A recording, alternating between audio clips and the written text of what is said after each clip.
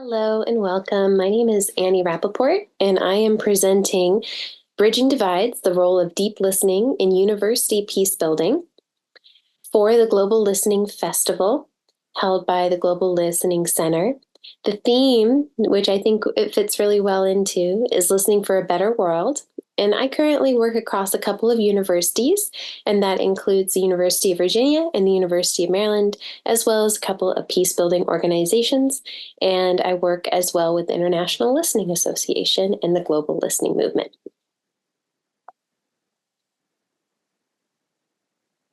The central question I want to bring forth to all of you today is this idea of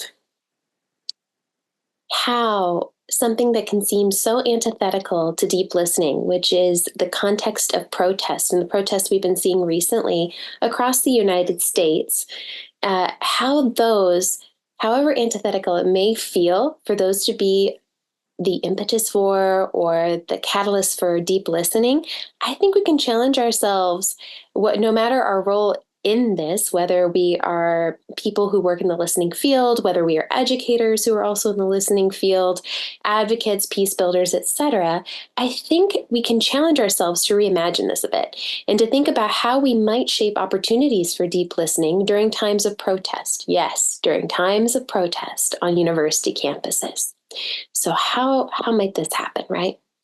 Well, something I would like for all of you to do on your own as a means to kind of form a baseline before listening to the rest of this presentation, which feel so honored to be able to share today, is how have you been, and not necessarily everyone has been, but how have you been, or perhaps how do you think others have been impacted by recent campus protests? The basis of this particular presentation is the US context, but protests are seen around the world. So feel free to fit that to your own context as well. And then if this fits for you, how does that recent protest environment feel different if you have earlier protest experiences on campuses and universities? And did you ever have a sense that the protest itself, the event or the counter protest that is also sometimes present, do you think that it offered any opportunities for listening, deep listening across divides before the protest, during the protest, or afterwards?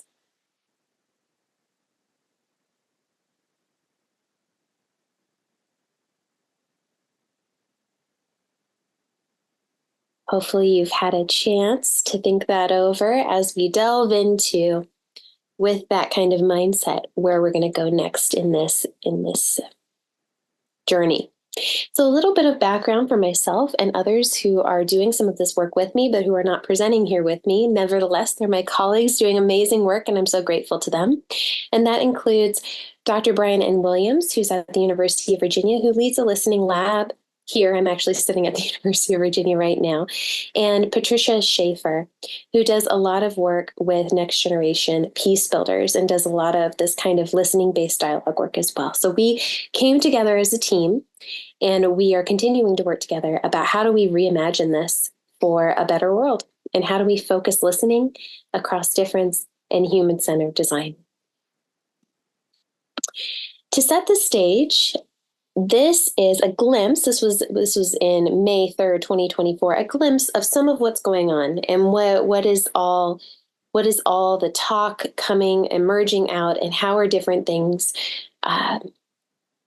converging. So there's the issues that are being protested. So in this case, the most recent ones have primarily been the conflict in the Middle East, Israel, Hamas, Israel, Gaza, Israel, Palestine, are different ways that this has been spoken about. So all three are terms that you might hear throughout my presentation, and different ones will mean things to different people, and different ones create a different reaction as well for listeners, and which ones resonate the most and which ones seem the most true.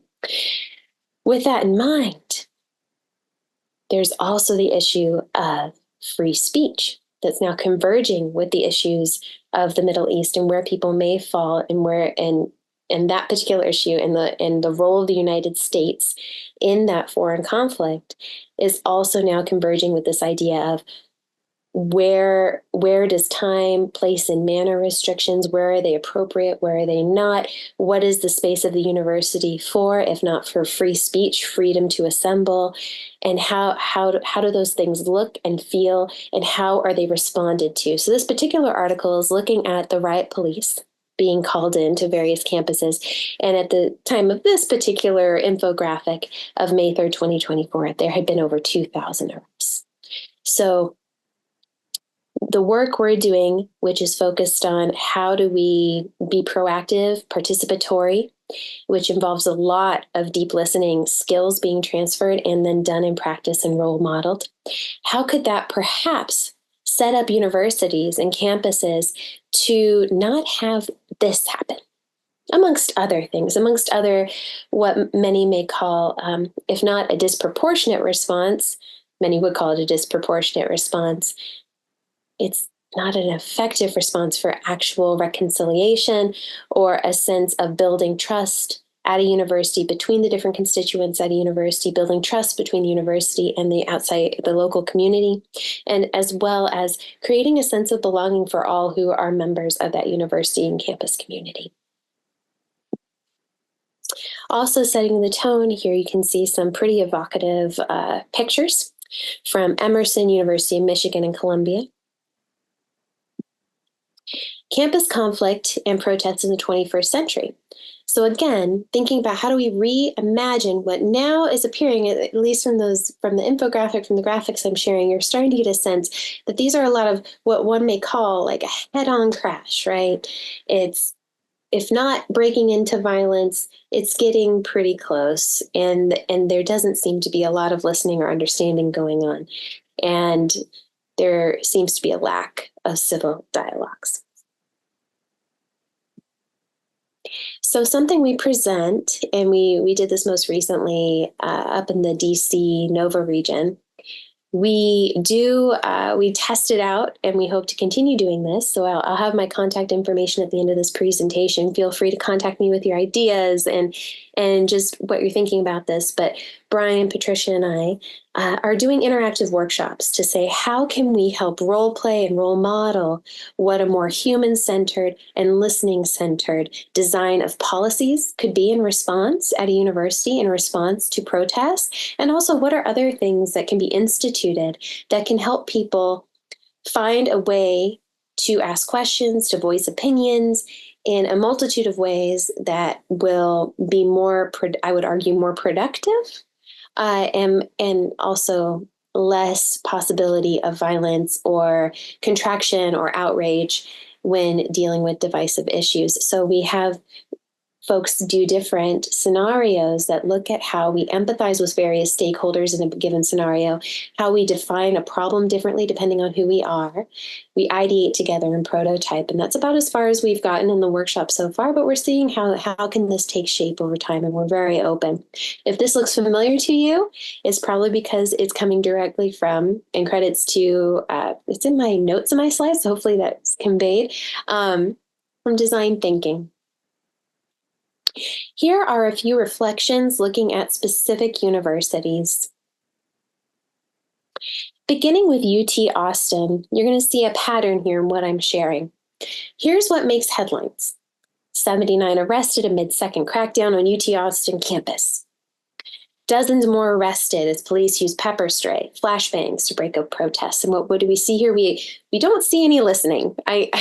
I'm going to venture and say in this picture, what you leave with is not a sense that anyone's listening. There's people witnessing and documenting and sharing the clash. There's people apparently screaming, and there's a lot of action, but I'm not seeing a lot of listening. And this seems to be resulting in things that I don't, in my heart of hearts, don't think anyone really wants to have happen, which are these arrests or the use of pepper spray, flashbangs, in other contexts, zip ties as an example. And so juxtaposed to this, what does the campus share with the community members about campus demonstration guidelines? Sometimes this is pretty hard to parse out and find for a campus, so I do applaud the UT Austin for having a really easy to understand graphic that they put up on their student affairs website that helps people understand what is what crosses the line, right, from practice to avoid. So I think that that's helpful. And I do think it's interesting to note here as well that under the avoid section, if we look down, they do mention listen. And they say attempting to force others to view or listen to a message by coercion, badgering, or intimidation. But that mentioning of listening is a forced listening, and it can sometimes mean restraining or things that are actually quite negative. Versus over here in the practice section, we don't see a lot about fostering a listening based understanding through protesters and those who may be attending the protest, participating in the protest, watching the process, et cetera. So it's interesting to see where that actually takes place in the guidelines. Now, things that didn't make the headlines as much, and this is the pattern you're going to see. What makes the headlines, what doesn't, is at UT Austin, unless you are more attuned to local news or campus news, you may not realize that there's these two incredible students who've come together to advocate for listening across the divide. And these two students set up a table. And if you have trouble reading it, what it says is one Palestinian, one Jew, two brothers, ask us anything. The same two created a group that allows for the connection between Palestinian and Israeli connected people in the community. And they had a joint vigil to honor loss and show love across the divide for humanity in general, for humanity in the area, and lives lost no matter which identity they're connected to. But we don't hear a lot about that. So in addition to finding ways to shape the environment for listening, thinking about what do we actually get exposed to listening, the opportunity to listen about in these various contexts, and what does that say about what we cover, what we read, what we listen to in information and media. So looking at the past a bit, and the main point here is just to say protests have been happening for a long time. These things are not unprecedented. And I think we would all argue we could do a better job at university campuses, our own campuses included. And so we're trying to do our own part in our own small way to be more proactive, because they're going to come and they're going to keep coming, and they can be a good part of campus life, and it doesn't have to feel like a surprise. So changing over to narratives at University of Virginia, what we had here were I thought this was such a good highlight, I made it really big. Dueling narratives emerge after the arrests that happened here at University of Virginia. So police forcefully cleared an encampment at the University of Virginia after what some officials describe as aggressive protest behavior, but others who were at the protest would strongly disagree. And we actually had a formal town hall with senior administrators. And then there was also something that was produced called the Honest Town Hall, where those who were active in the protest countered some of those messages to say what they were experiencing. And then I was taking photos. I continue to take photos around our campus, which we call grounds at University of Virginia. And I thought some of the posters going up after the arrests were so powerful, right? And how people perceive and what would happen. I ask the global listening community at this festival, what would happen? Let's look at that first one, umbrellas versus riot shields. So there's a lot in that picture, right? And depending on whether you're a police officer and how you're trained with the use of force continuum, for example, for those who are in the know, if not, please do look it up. And if you are a participant, a faculty, staff, student, or local community member who's maybe has an umbrella with them, the perceptions of what is a tool of aggression vary so much. And what would happen if those holding the umbrellas and those with the riot gear prior to this had built a relationship based on listening? What if there had been opportunities for conversation and ongoing opportunities for people to understand from the participant side, rights and responsibilities and potential consequences, if thens, for participating or planning protest or counter protest? And what if police were able to listen and understand to the intent and where other people are coming from to then kind of mitigate their go-to ideas of response? What would happen? Another thing to think about is we have in our more recent past a very fiery protest background with the Unite the Right rally and the corresponding counter protests that happened in 2017. Again, what do we see here? We don't see a lot of listening. Again, we see people with cameras. We see people in a violent setting here with the man being hit with the car. We see the blood and soil instance going around the Thomas Jefferson statue and the counter protesters there. And what we see here in the middle is actually not from 2017. It is from the most recent protests. And it's asking questions in a really interesting way, right? And there, you can't see the letter beside it, but the letter's also relevant to the protests themselves. And so when we look at these sentiments here, we can see an erosion of trust. We can see a lack of listening. And I think we can see a lot of potential for things that maybe could be done better in a continuous, and again, I'm going to keep using these words, listening-based, participatory, and proactive way. Without dwelling too much time, earlier, again, the anti-war movement, these protests have been around for a while. But again, the interesting thing here is to see how the current protests are hearkening back to the past, right? So this particular door on campus for a residential place has this quote from the 1970s. And now, flipping again. So those are the things that tended to make headlines, whether it was in 1970, 2017, or 2024. But what are the things that aren't making headlines as much, or rather they're only making campus headlines or local news? And those are the things that I would argue are more listening based. And this includes a course being offered at University of Virginia called Rebels with a Cause, which gives students and the professor the ability to have these really powerful conversations about the things that are surrounding protests in the past all the way until the present day and potentially into the future. We also had, these are just a few examples, but we had professors from Dartmouth come represent and role model listening across the divide of this particular issue of Israel and Palestine.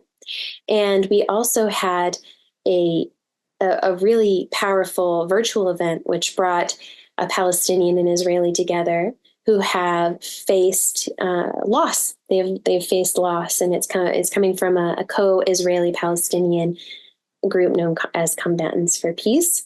And this was a very listening-centered community event. But these are not the things that get headlines. So shifting over to the University of Maryland, they have been in the headlines a little bit more recently. This is the other institution where I adjunct, and I previously was postdocing, and I did my Ph.D. at Maryland as well. So I do have those connections that I wish to disclose with all of you. And what we see here is a university that has had no arrests. So that could be counted as a positive. And that's not because there were less protests. There were a number of protests, continue to be protests and counter protests at the University of Maryland, but there has not been any instances of arrest at this point when I'm doing this recording. That being said, there have been a lot of headlines recently related to the University of Maryland's response to use of time and place and manner restrictions of campus spaces towards protest. So this is a really interesting kind of case to see how much attention this got, not just by U.S. news. This got quite a bit of attention in some circles of international news, especially, I think, across the Palestinian diaspora and across the Jewish diaspora, which is interesting in and of itself, because as many of you are probably aware, the word choices change. Is it a rally or is it a vigil? Is it something for all? Is it something for a particular group, and so forth? So in this particular case, Students for Justice in Palestine, who have a statement up here, just the very beginning of their multi-page statement of where they stand on issues.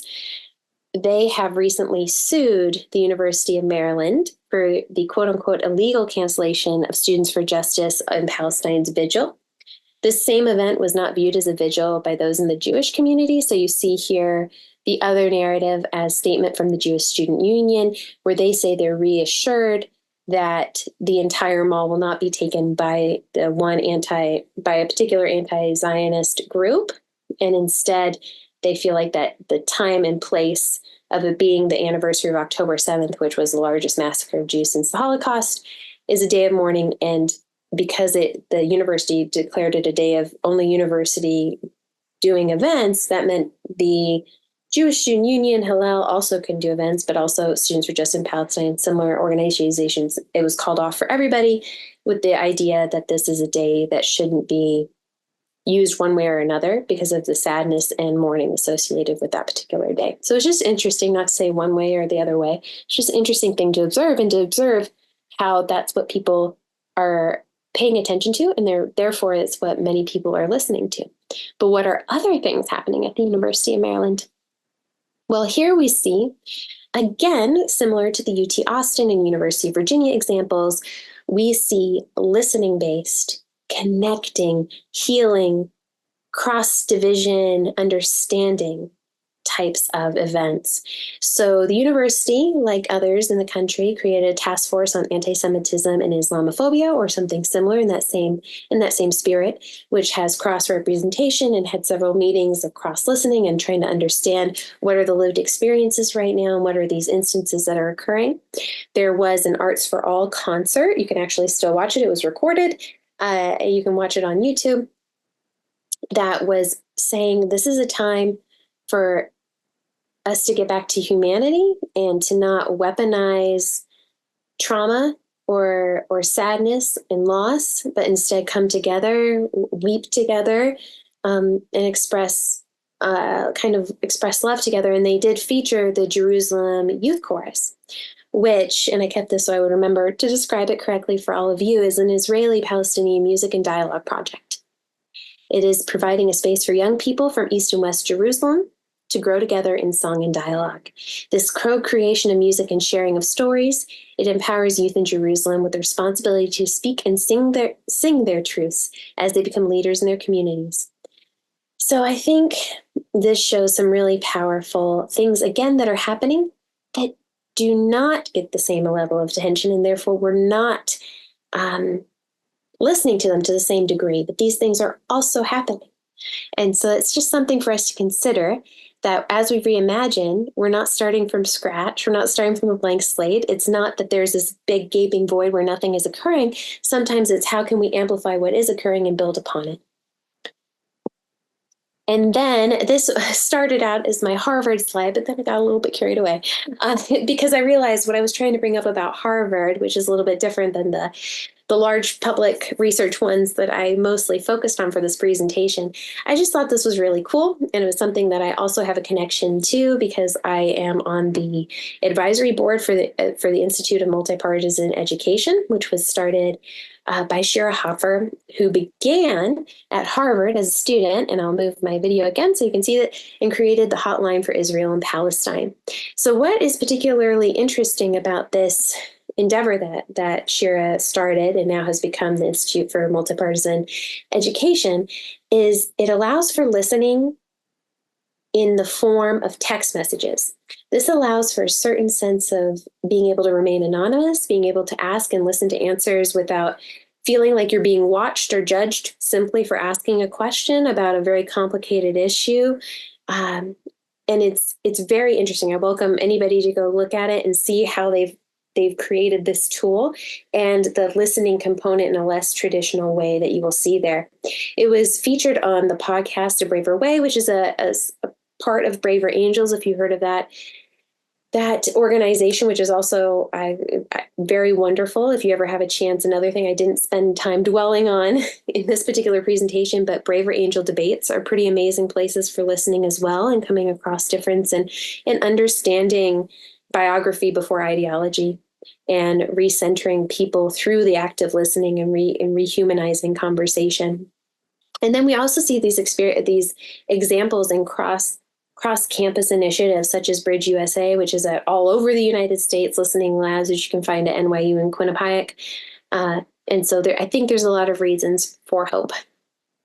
So our parting words for everyone are this idea of these innovative listening responses have something in common and something we can really utilize and build upon. And that's the idea that things related to protest, it's not that we don't see them coming. We may not know the exact issue that's going to captivate hearts and minds next. We might not know just how divisive a certain issue may be or which ones are going to, but we know that something's going to happen. We know protests are going to happen. So how do we not stop protests? Protests are important.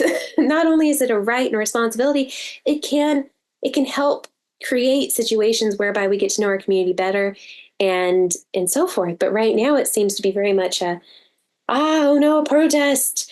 But it need not be. I think we would all argue, but for it to not have to have that feeling across any particular constituency, we need to be participatory, proactive, and we need to be more imaginative of what's taking place before a protest that helps the community be one that's filled with a sense of respect, dignity, belonging, so that no matter what issue pops up, there's this underlying feeling of we're in whatever it is together, or we were, rather than confronting each other, we're confronting the issue together and seeing, instead of seeing through each other. As one student voiced me recently, he said, I wish we could stop seeing through each other on this issue. I wish we could see each other as humans and go from there and confront the issue together. And I think there's so much so much power in that statement in a really beautiful way. So with that, again, I'm open to questions, ideas. I'm ready to listen to you. Please feel free to stay in touch with me. And my email here is my Virginia email. I'll say it out loud as well. It is AR4 QW at Virginia, all spelled out, .edu. And with that, I hope you have a very happy listening festival. And I'm very grateful to the Global Listening Center and for the festival for welcoming me and letting me share a bit of what myself and my colleagues have been up to in hopes that we can listen towards a better world. Thank you.